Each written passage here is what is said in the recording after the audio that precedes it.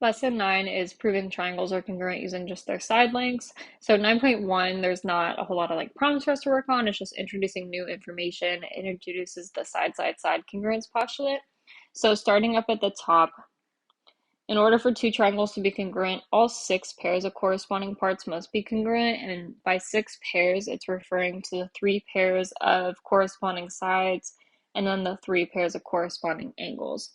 So in geometry, we have these things called postulates, specifically congruence postulates, that we get to use as shortcuts to prove that triangles are congruent using only three pairs. So like three total. So between all six pairs, we only have to use three pairs to show that they are congruent. So they're just like little shortcuts. So the first congruence postulate we're going to talk about is the side congruence postulate. So it reads, if the three sides in one triangle are congruent to the corresponding sides in another triangle, then the triangles are congruent. So to kind of explain why it's a little bit difficult to show, but so each angle in a triangle is formed by two line segments. So right here, there's angle A, and it's formed by segment AB, and then also segment AC. And then there's that third segment that kind of closes the triangle. So assuming that we're using the side angle postulate, or sorry, side congruence postulate, we're assuming that all the sides are the same between like triangle 1 and triangle 2. So if I take this segment, like segment CB, and I try to make a new triangle without changing the length, like if I open that angle B, it no longer closes the triangle, or if I make like angle B get smaller, it makes it kind of like a weird cross triangle. It's no longer the same like shape or anything, but it's also just not a closed triangle. So like assuming that all the side lengths are staying the same, the only way to get the triangle to like work, for lack of better terms, is to keep the angles the same also. So that's why the side congruence postulate works. So 9.2 is using side in proofs. Before we get into the proof example itself, we have some like congruence properties and then some new vocab. We talked about earlier in the year keeping track of like all postulates, properties, theorems, stuff like that. So this would definitely be something to like add to that ongoing list, because you're not expected to memorize these, but you definitely need to have access to them for when you're writing proofs and giving your reasons. So up at the top first is the properties of congruence, which they're basically the same as the properties of equality, so they should look a little bit familiar. So the reflexive property of congruence is a geometric figure is congruent to itself. So reflexive is it's congruent to itself. So our example is triangle ABC is congruent to triangle ABC. I know it seems like silly, like, yeah, but that is something that we are going to use in our proofs as reasons and justifications. And then the symmetric property of congruence is if one geometric figure is congruent to a second geometric figure, then the second geometric figure is also congruent to the first geometric figure. So like it goes back and forth basically. So like segment AB is congruent to segment CD, and that means segment CD is congruent to segment AB. And then the third one, the transitive property of congruence. So if, ignore the fact that that if is all capitalized, it's a typo, but if two geometric figures are congruent to a third geometric figure, then the first two are also congruent. So if we have angle A that's congruent to angle B, and angle B is congruent to angle C, that means angle A and angle C are also congruent. And then the new vocab just kind of talks about like bisectors and midpoints. So the first one, when one figure bisects another figure, it divides the figure into two congruent parts. So a bisector cuts it in half. So this means that a segment bisector is a line ray or a segment that divides a line segment into two congruent segments. So it's important to know that it cuts it perfectly in half.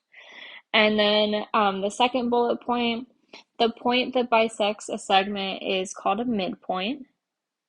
So middle cuts it in half, midpoint. So a segment bisector always passes through the midpoint of a line segment. And then the third bullet, if a segment bisector crosses the line segment at 90 degrees, then it is called a perpendicular bisector. So we have like the picture on the right is an example of a perpendicular bisector, at least the figure on top. So CD is a perpendicular bisector of AB, because it creates this right angle right here. And then because it's a bisector, we have to know that like this distance is the same as this distance because it cuts it in half perfectly. That'll like really come in handy down the road. And then for segment GH, that's a bisector of segment EF. It's obviously not like a perpendicular bisector because it doesn't create a right angle, but it does cut it perfectly in half. And you can kind of even just like count the units on the graph. Like this is 3 units right here. This is 3 units right here. It does cut it perfectly in half. So next is using the side or SSS congruence postulate to prove that two triangles are congruent. So we have the setup for our proof. We're given a couple pieces of information, and then we have the graph that goes along with it. So we're given that segment AC is congruent to segment AD, and you can also kind of see that on the picture that we're given because segment AD has the one little tick mark in the middle, and segment AC does as well, so that means that they're the same length. So we have that information. We'll fill that in a second. The second, or I guess other piece of information that is given to us is that segment AB is a segment bisector of CD. We'll talk about what that means more in a second. We may go back up to the definition of a segment bisector. And ultimately, our goal is to prove that triangle ABC is congruent to triangle ABD. So ABC is this one, excuse the crooked lines, at least it's easier to like see the line pop out that way. And then that's congruent to ABD, which is this one. Okay, so whenever you're writing a proof, the first statements that you use is just the information that's given to you. It doesn't matter which one you put first, I'm just going to keep it in the same order. So I'm going to put segment AC is congruent to segment AD as my first statement. So segment AC is congruent to segment AD. We don't like have to find some random postulate that shows that. It's just given to us. So that's the reason that we put is that it's given. And then for my second statement, I'm going to put just a second piece of information that's given to us, and that's that segment AB is a segment bisector of segment CD.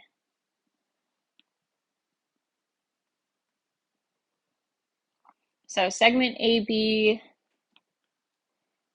is a segment bisector. Let's see if I can fit this. Of segment CD. And remember, like to say segment, you just put the little like straight line above it, and that means segment. And then that's also given to us.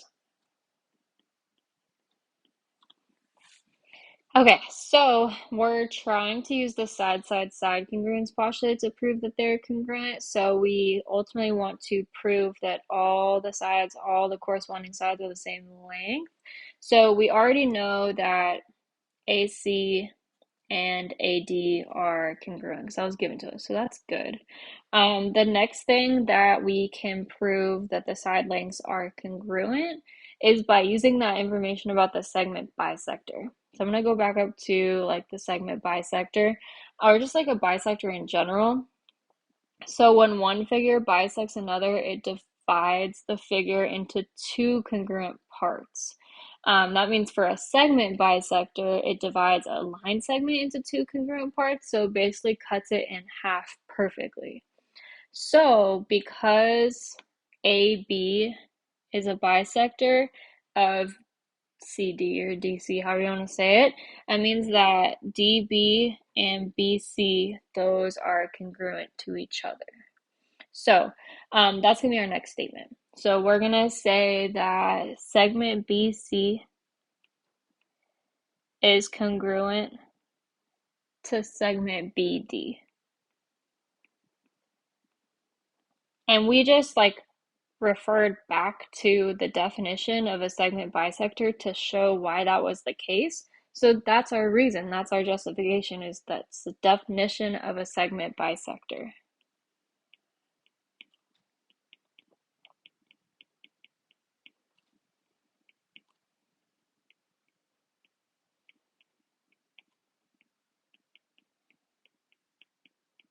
So definition of a segment bisector. So far we have AD and AC, those are congruent.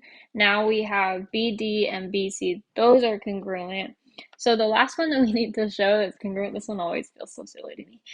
We just need to show that AB is congruent to AB, which you're like, duh, it's the same line.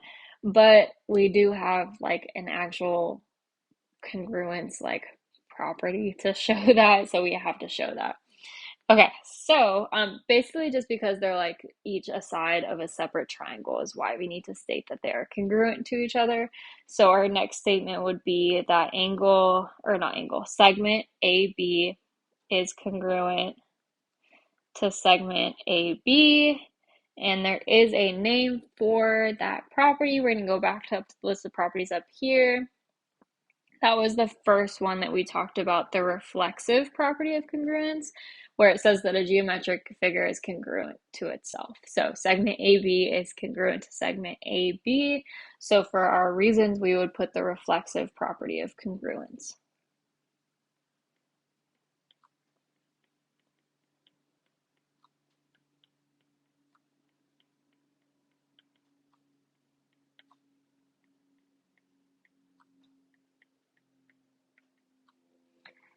Okay, and then now we've officially showed, I think I'm going to go ahead and just put like 3 tick marks on this one as a way of just kind of showing that we covered all 3 pairs of sides. So, like I said, we covered all 3 pairs of sides. We have that AD is congruent to AC. Those are a corresponding pair. Those are congruent, so that's good. We showed that BD is congruent to BC. That's a corresponding pair. Those are congruent, that's good. And then AB is like a pair. I know it's the same segment, but it's a pair because it's a different, like, it's part of a different triangle, even though it's all connected. So we also showed that AB is congruent to AB. And then now we can state, like, officially that triangle ABC is congruent to triangle ABD using the side congruence postulate, because we showed that all 3 pairs of sides were congruent. So for reasons, we do side congruence postulate.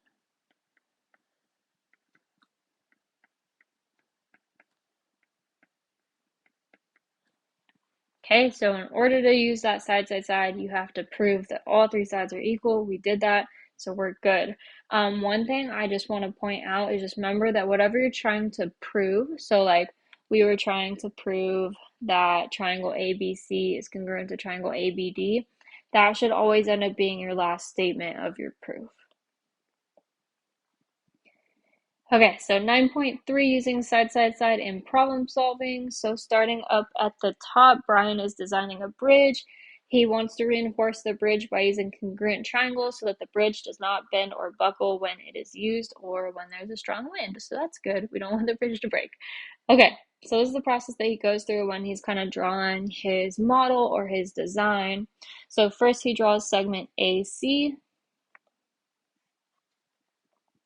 And then after that, he draws segment AB.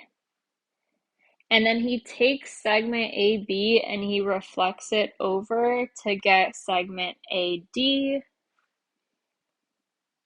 And then after that, he connects B to D, or point B and point D, with a segment to kind of close that triangle. And then he takes he takes triangle ABD and reflects it over to get this next step. And then he repeats that process again to get this third triangle, and then he connects them with a horizontal line from point A to the end of like the top vertex of the last triangle. So that's how he's creating his design for the bridge. And then after that, I'm gonna erase some of this and scroll down, but after that, he starts to assign different dimensions to some of the side lengths, and we just want to find some of the missing side lengths, kind of using what we know about side. Okay, so he gave the following lengths to some parts of the bridge. So he made this side 21.6 meters, he made this portion 12 meters, and then this is 18 meters. So now we want to find the lengths of the following segments. So first is CD.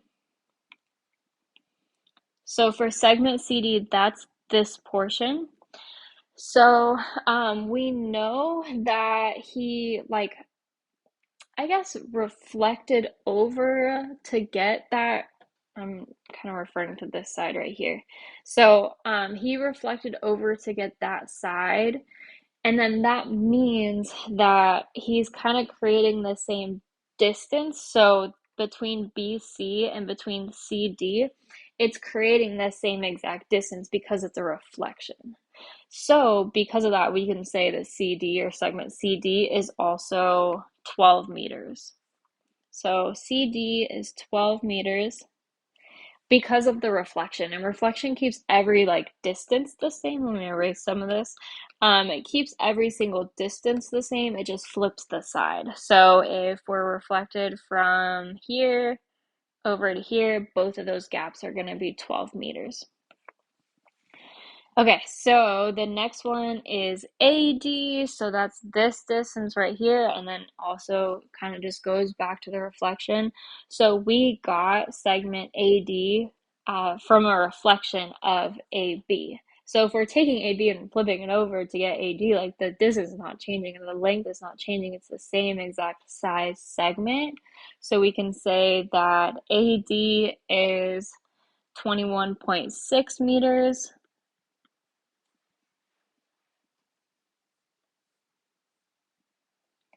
And then next is DF. So DF is this one right here. So we got like this whole triangle by taking this triangle and reflecting it over. So we know that if BC is 12, then so is CD. And so since we have both of those portions, we can find that whole distance. So 12 and 12 together is 24. And then that gap, or that distance, got reflected over to get DF. So DF must also be 24. So DF is 24 meters. And then the last one is GH. So GH is this one, and then if you think about it, like, each of these triangles was just reflected over and over again. So like, we got triangle, I'm going to call this triangle 2, by taking triangle 1 and reflecting it over. And then we got to triangle 3 by reflecting it over again. And then all these like longer side lengths, so like, I got AD by taking AB and reflecting it over. So like, these two are the same side lengths, and then I reflected over to get the next triangle. So these would also be the same side lengths, and so would these, because we're just constantly flipping or reflecting it over. So that means that GH would be the same as AB, which is 21.6 meters.